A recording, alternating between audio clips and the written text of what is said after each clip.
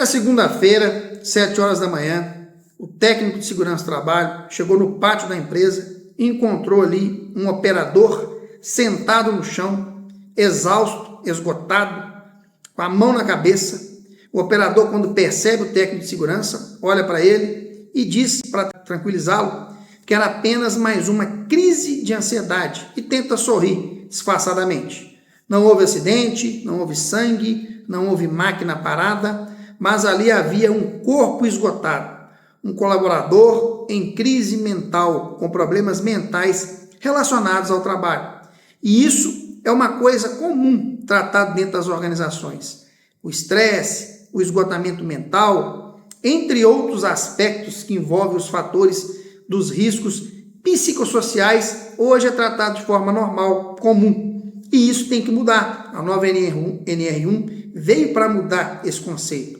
O trabalho, ele tem que ser uma fonte de realização do ser humano, mas também, se ele não for tratado de forma que tem que ser tratado, como um trabalho digno, como um trabalho em um ambiente saudável, ele pode ser também uma raiz de um sofrimento que é invisível, principalmente quando se fala de fatores de riscos psicossociais. Você sabe identificar esses riscos psicossociais que afetam aí a saúde do trabalhador? É sobre isso que nós vamos tratar no vídeo de hoje.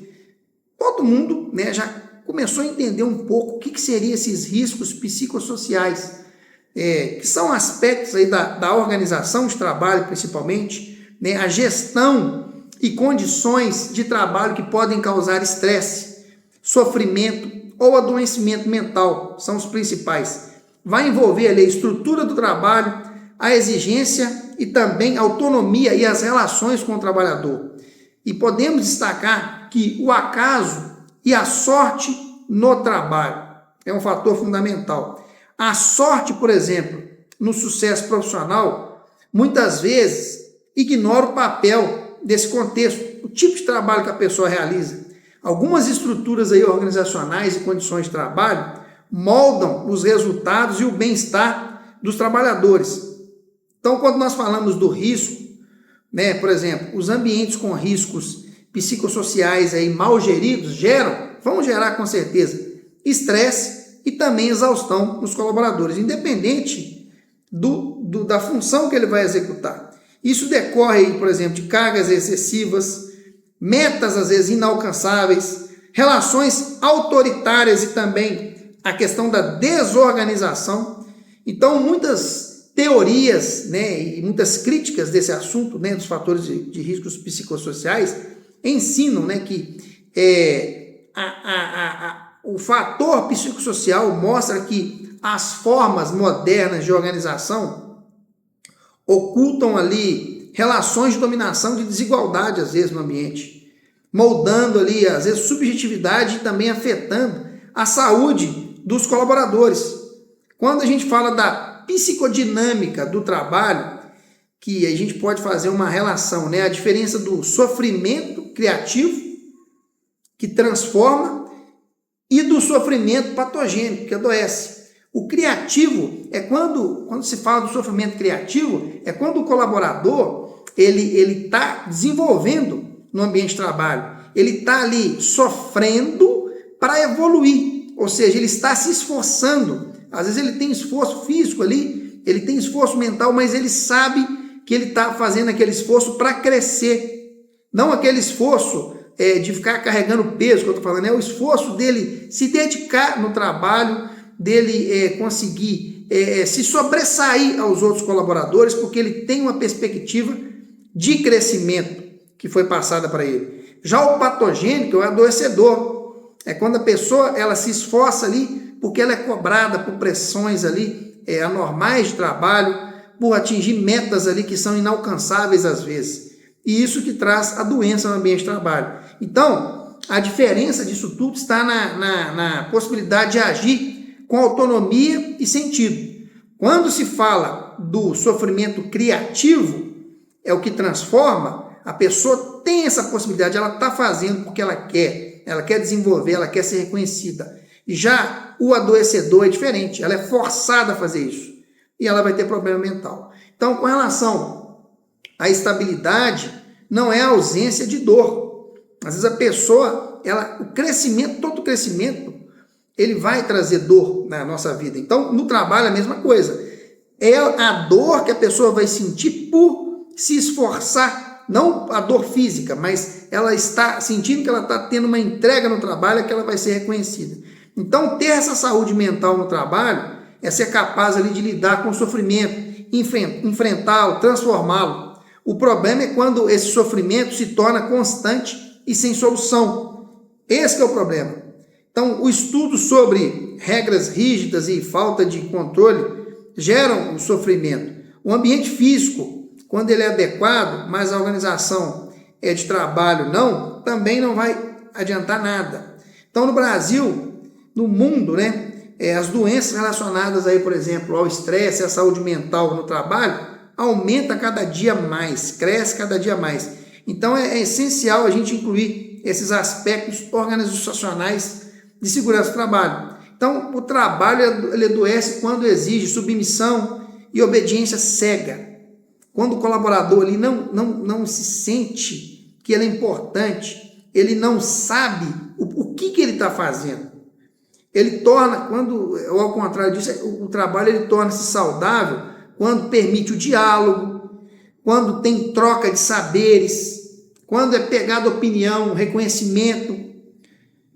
Isso tudo faz com que o trabalho se torne saudável. Então, alguns mecanismos que são inconscientes usados aí para suportar ambientes difíceis podem trazer problemas quando oculto e trazem riscos para o ambiente. Então, tem alguns instrumentos que são utilizados para medir esses fatores de riscos psicossociais no ambiente de trabalho. Tem o protocolo ProArt, por exemplo, que é um material bacana, que é um instrumento de diagnóstico participativo dos riscos psicossociais. É baseado na escuta e na análise do trabalho sob a ótica de quem executa as tarefas. Então, esse ProArt ele é fundamentado em 4 blocos. Primeiro, organização de trabalho. O segundo, estilo de gestão. O terceiro, indicadores de sofrimento. E o quarto, danos à saúde. Então, quando se fala da organização, por exemplo de desorganização, quando uma estrutura é confusa, isso vai gerar fatores de riscos psicossociais. A gestão, quando a gestão ela é autoritária, quando você tem uma liderança autoritária, é um exemplo. O sofrimento, quando perde o sentido do trabalho, a pessoa faz por fazer. Danos, os danos já seriam os sintomas físicos, psíquicos ou sociais. Esse ProArt ele é composto por 91 itens, eles são respondidos anonimamente pelos colaboradores. Os resultados são analisados de forma coletiva, interpretativa, cruzando dados com vivências. Então, 3 pilares de aplicação do ProArt, que é uma metodologia para fazer avaliação de riscos psicossociais. Ele tem um olhar qualitativo, validação com os trabalhadores, é validado com quem realmente coloca a mão na massa, e tem a construção ali coletiva do diagnóstico. Então, o ProArt, ele não é uma fotografia, ele é um mapa de risco aí subjetivo que aponta caminhos para investigação e transformação do ambiente de trabalho.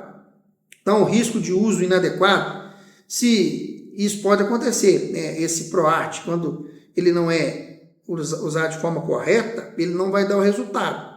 Se usado sem, por exemplo, a sensibilidade social, a escuta verdadeira dos colaboradores, ele pode ser um instrumento de controle ou punição, agravando os riscos que a empresa aí deveria combater, não utilizando ele de forma correta.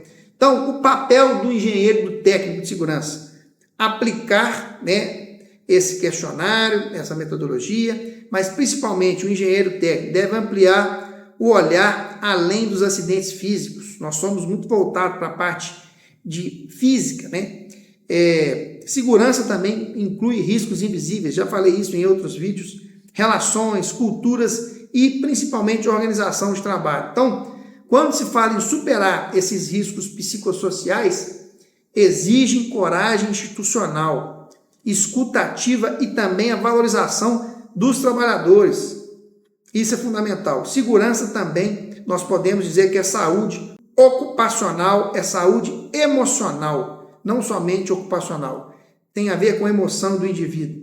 Então, essa metodologia do ProArt, ela dá visibilidade aí ao sofrimento do trabalho e promove ambientes mentais mais humanos e saudáveis. Nós estamos trazendo aí diariamente conteúdos de literaturas que estamos estudando relacionadas aos riscos psicossociais no ambiente de trabalho.